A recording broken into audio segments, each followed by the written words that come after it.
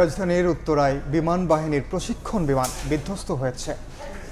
দুপুর 1:06 উড্ডয়নের পর milestone school and কলেজের মাঠে বিধ্বস্ত হয় বিমানটি। এর পরপরই আগুন ধরে যায়।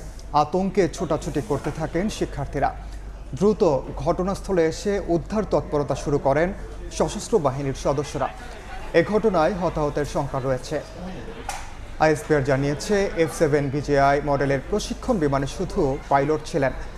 এখন পর্যন্ত আইএসপিআর পক্ষ থেকে ঘটনার সত্যতা নিশ্চিত করা হয়েছে। ঘটনাস্থলে যাচ্ছে উদ্ধারকারী কার্যক্রম চলার সম্ভাবনা রয়েছে, আমরা জানতে পারছি।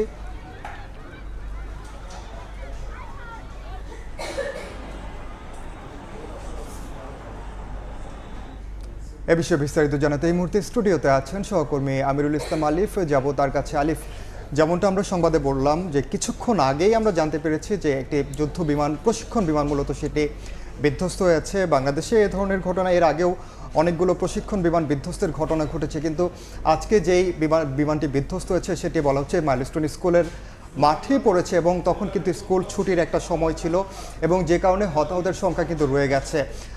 এখন পর্যন্ত আসলে আমরা কি জানছি?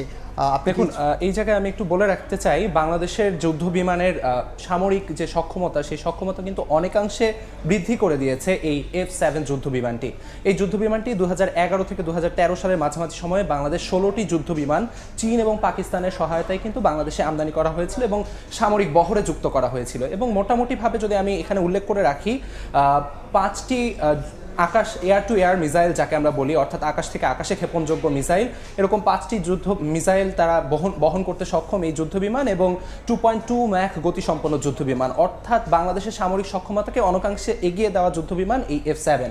এবং সেই জায়গায় এই F7 যুদ্ধ বিমান বিধ্বস্ত হওয়া বাংলাদেশের জন্য কতটা ক্ষতির বিষয়, তার চেয়ে বড় বিষয় হয়ে দাঁড়িয়েছে একটি স্কুল মাঠে এই যুদ্ধ বিমানটি প্রশিক্ষণ যুদ্ধ বিমানটি বিধ্বস্ত হওয়ার ঘটনাটি। কেননা আপনি জেনে থাকবেন, যুদ্ধ বিমান বেশ কিছুদিন আগেও কিন্তু আমাদের পার্শ্ববর্তী দেশ ভারতে এ ধরনের একটি একটি যাত্রীবাহী বিমান বিধ্বস্ত হয়েছিল এবং ভয়াবহতার মাত্রা অনেকাংশে বেড়ে গিয়েছিল শুধুমাত্র এই কারণে যে যুদ্ধ বিমানটি বিধ্বস্ত হয়েছিল একটি মেডিকেল কলেজ ছাত্রাবাসে, এবং সেই ক্ষেত্রে হতাহতের সংখ্যা বেড়ে যাওয়ার সংখ্যা অনেক গুণে বেড়ে যায়। এবং সেই একই রকম একটি ঘটনা কিন্তু আজ আমাদের এই প্রশিক্ষণ যুদ্ধ বিমানটি বিধ্বস্তের ক্ষেত্রে আমরা দেখেছি। মাইলস্টোন কলেজের যে স্কুল মাঠ, সেই স্কুল মাঠে এবং ঠিক ছুটির সময়, যদি এমনটিও হতো যুদ্ধ বিমানটি বিধ্বস্ত হয়েছে এমন সময় যখন শিক্ষার্থীদের আনাগোনা কম, অথবা স্কুল বন্ধ থাকার সময়, অথবা যে সময় স্কুলে ক্লাস চলে না, এরকম কোনো সময় যদি বিধ্বস্ত হতো, হয়তো সেক্ষেত্রে ক্ষয়ক্ষতি কিছুটা হলেও কম হতো, হতাহতের সংখ্যা কিছুটা হলেও কম হতো। এবং এই জায়গায় যেহেতু স্কুলের শিক্ষার্থীদের উপস্থিতি